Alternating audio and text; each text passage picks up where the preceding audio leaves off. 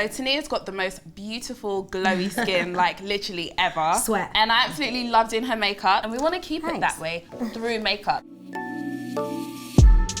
Every October, I would say, is definitely one of my favourite months of the year. To celebrate because us. It's celebrating black people. My only thing is, we're not celebrating the rest of the months. I think it's important that we celebrate Black history because when I was younger and I was in school, our history lessons, I learned about Battle of Hastings, 1066. I learned about the Tudors, Henry VIII and his 25,000 wives. Do you know what I mean? And that's great, but I felt like it didn't resonate I could with write me. a book on that, and that's crazy. I'm gonna be real. I feel like black is trendy. Isn't that scary? Because if we're trendy, we can be not trendy next month. I do feel you. It's like a catch-22, but then it's kind of like we are celebrated right now. We need to make sure it's a permanent thing. Enjoy the moment, but we need to try and carry it on.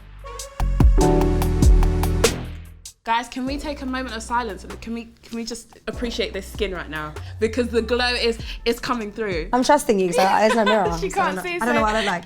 You can trust me. Makeup and black skin, we've seen such a huge change. Yeah. And, you know, not to talk about my bestie, my girl, my sister, but Rihanna's been such a big part of that. Wait. I thought you were going to say somebody else there, my bestie. She's my soul sister, but she changed the game with Fenty Beauty. She 40 came at shades. 40 shades. Yeah. And like a good 25 of them were for people of colour. I think it's come such a long way. I remember being in university because I wasn't allowed to wear makeup as a teenager. Like my dad was really strict. Rimmel London had like the best foundation Oh for... my God, what a throwback. Yeah, exactly, for my skin tone. And then like 18 months later, they discontinued it. I started to feel like I had to go to the higher price points to get foundation for darker skin. But let me tell you, when you're a uni student, you can only afford drugstore products. With there being so much black talent on set now, why isn't there enough black makeup artists on set? I ask myself that question all the time. Like I remember doing a big shoot for the EMAs and we were in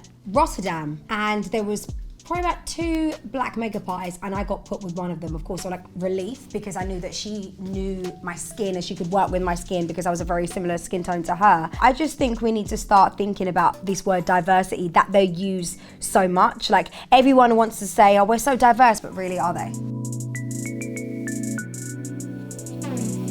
In your field, how diverse do you think the industry is? I think it's getting more diverse, especially with that, like us, like newer, younger talent. Like there's a lot more shows where we tap into more, I hate this word, but you know, like urban music. So they want like an urban presenter. So I feel like there's a lot of like digital and like online content. June Sarpong was like my absolute idol because she was a Ghanaian woman on mainstream television on Saturday and Sunday mornings with her big lips. They always used to talk about her big lips and her big glossy lips, which I loved. I looked up to Angelica Bell. I love Jamelia. Remember the singer Jamelia, who's like, But do you realise we're talking about people from 10, 15 years ago?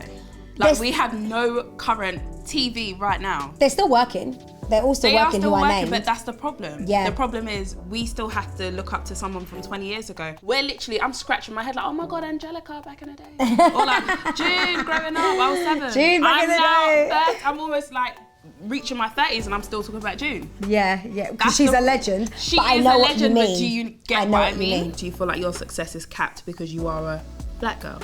I wouldn't say capped, but I definitely think it makes it harder to break through that glass ceiling. How did you actually get here? I studied media, film and television at university, but it was all about like editing scripts, writing scripts, editing and filming. It was all behind the camera and I always knew I wanted to be the person in front of the camera, as egotistical as it sounds. And then I started working for an online magazine when I left university called Dropout UK, and I interviewed the most amazing people, like Boys to Men. I interviewed... You interviewed Boys to Men? I interviewed Boys to Men, JLS, Professor Green, and it wasn't paid, by the way, it was free. I only used to get my expenses, but it gave me the best show reel because I was on red carpets at like the MOBO Awards and stuff like that. And then I joined Rinse FM, did the breakfast show there for like 18 months. And then Kiss FM headhunted me. Yeah, and then I joined MTV. So what would you say to the younger you or the young girls out there who want to be like a Tinea Taylor? I would say you have to work really, really hard. You have to have really thick skin because I cannot tell you how many, unfortunately, at the start of an email I've received. And also be nice to everybody. Like, be nice to the people that you work with, whether it's someone that's gonna make you a cup of tea on set, someone who's gonna write your scripts, like, because people always remember a nice person. Do you feel like as a black woman you have to be nicer than the average person? Do you know what? I've been in certain work situations where I feel like if I have an opinion, I'm seen as aggressive, I'm seen as hard work, I'm seen as troublesome. So I do you know what? I do actually think twice for being like, no, because it's always going to be perceived worse than one of my colleagues who's not black. It can be quite draining to be like, oh, I have to watch what I say and I have to make sure that I don't be the stereotype that they think I'm gonna be when I walk into the room.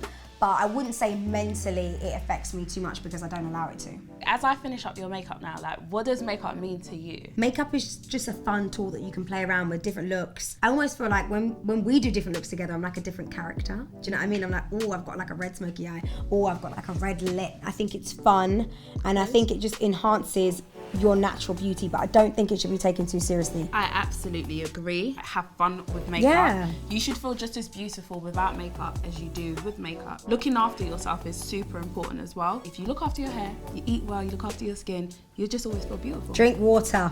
She's always telling me to drink water. Drink water.